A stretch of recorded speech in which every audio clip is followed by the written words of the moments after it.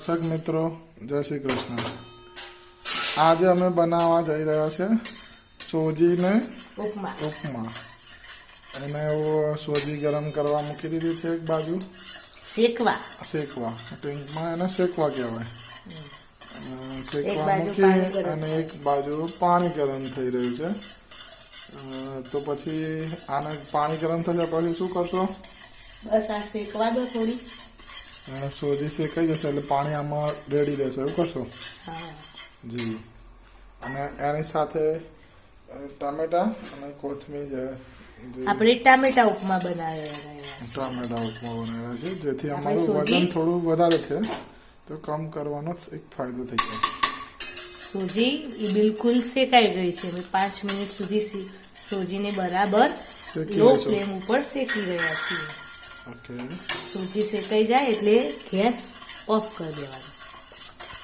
હા, હવે શું મૂકવામાં આવી રહ્યું છે? હવે સૌપ્રથમ આપણે તેલ લેશું। સૌપ્રથમ આપણે રાઈ નાખીશું।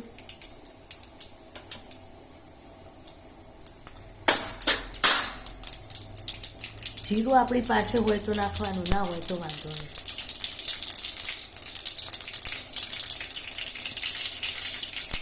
હવે ટામેટા,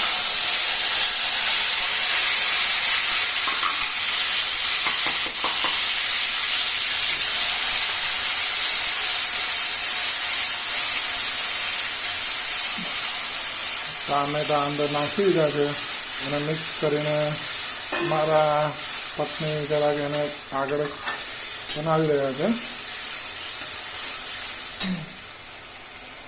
ટામેટા નાખીએ એટલે હંમેશા મીઠું નાખી દેવાનું। આગળની પ્રોસેસ આપણે જેમ જેમ થતા જશે એમ તમને બતાવતા રહીશું મિત્રો, અને કઈ રીતે ચાલી રહ્યું છે એ પણ જોતા રહીશું। મીઠું નાખી, મીઠું આમ ચમચી પ્રમાણે હોય, પણ આ લોકોને ઘરના લેડીઝને હાથથી જ માપ આવી જતું હોય છે। મીઠું હંમેશા સ્વાદ અનુસાર જ નાખવું।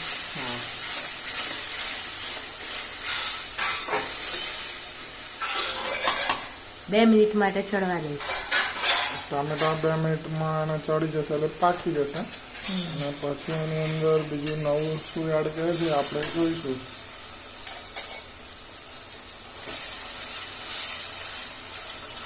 ટામેટા પાકી જાય એટલે અંદર 2 ચમચી મરચું।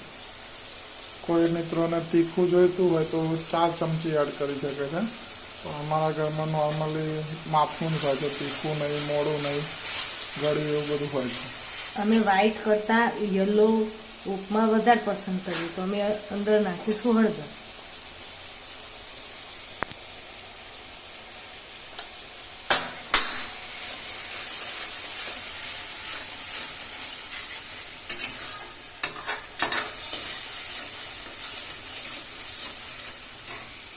બાજુમાં પાણી ઉકળી રહ્યું છે, એ પણ ઉકળી જવાયું છે, ઉકળી ગયું છે ટૂંકમાં। એની અંદર નાખીશું ધાણા, કોથમીર,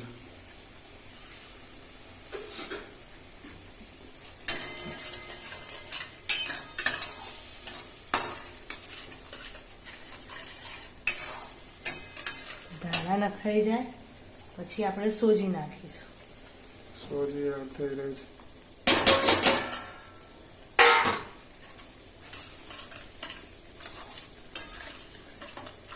હવે એને થોડે તેલમાં બી શેકીશું।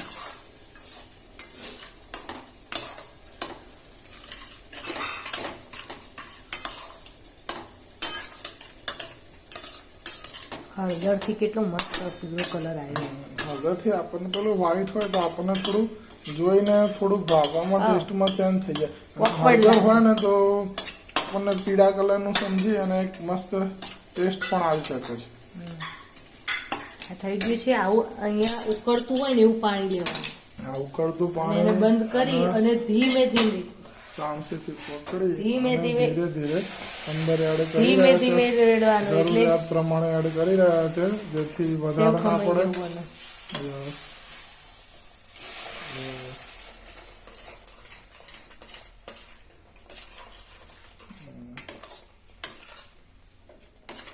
સોજી પાણી પી જાય એટલે જેટલા કપ સોજી લીધી હોય એનાથી 2 કપ પાણી વધારે લેવાનું. બરાબર. અને હમ. આ પાણી એક્સ્ટ્રા થોડું વધી રહ્યું છે તો આપણે આને સાઈડમાં મૂકી દઈશું અને જેમ જરૂરિયાત લાગશે તો લઈશું.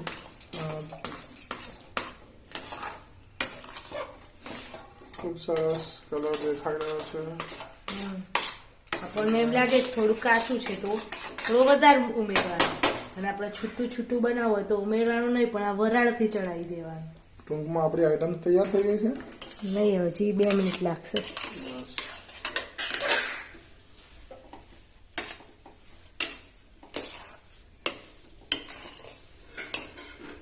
હવે તો તમે ટોમેટો ડુંગળી ઉપમા બી બનાવી શકો છો. આજે અમે બનાવ્યું ટોમેટો ઉપમા. ઓકે. ચાલો ખાવા. બાય.